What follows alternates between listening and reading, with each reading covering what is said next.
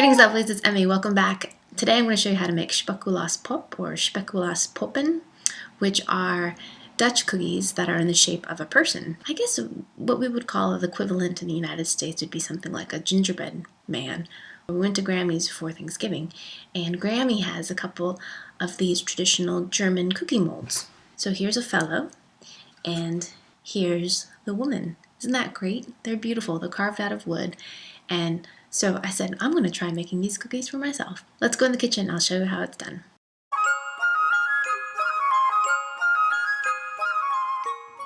Start by creaming the softened butter and sugar together until it's nice and light and fluffy. When the butter and sugar are nicely incorporated, add your egg, followed with your ground almonds and your spices.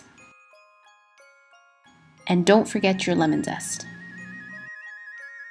If you're using a stand mixer, make sure you occasionally stop and scrape down the sides of the bowl to make sure everything is well mixed.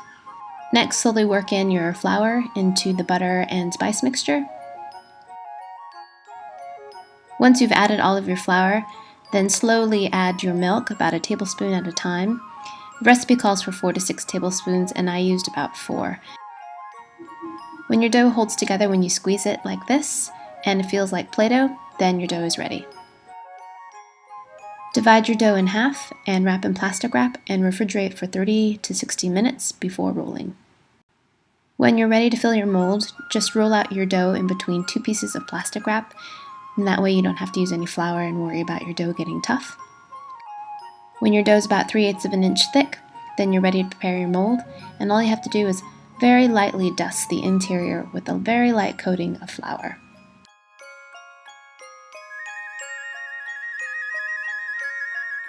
Invert the mold and then give it a good tap to release any excess flour.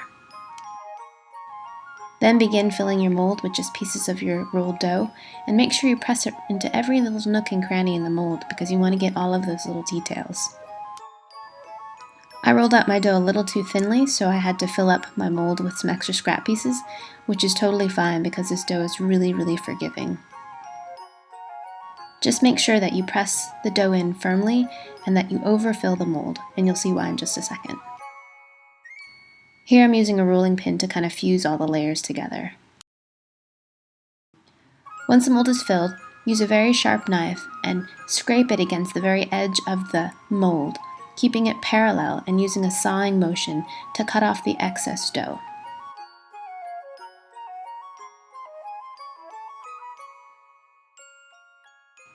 Save the extra dough and roll it out to make more cookies. To unmold the cookies, just invert them onto a parchment-lined baking tray and kind of give it a little tap and just gently peel it out of the mold, and they should just come out pretty easily.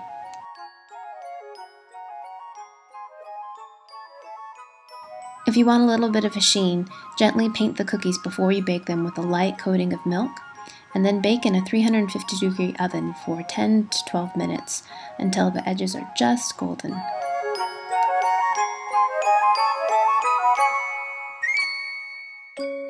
So as you can see from my mold, the cookies are really large. Look at this. Ta-da! So this is the gal, and here's a matching fellow. Isn't he cute? One of the eyes in the mold wasn't very deep, so he looks kind of like a cyclops, but I like his texturing on his pants, and so I think he turned out pretty well too. It smells really great and spicy, a little bit gingery. All right, let's give it a taste. Here we go.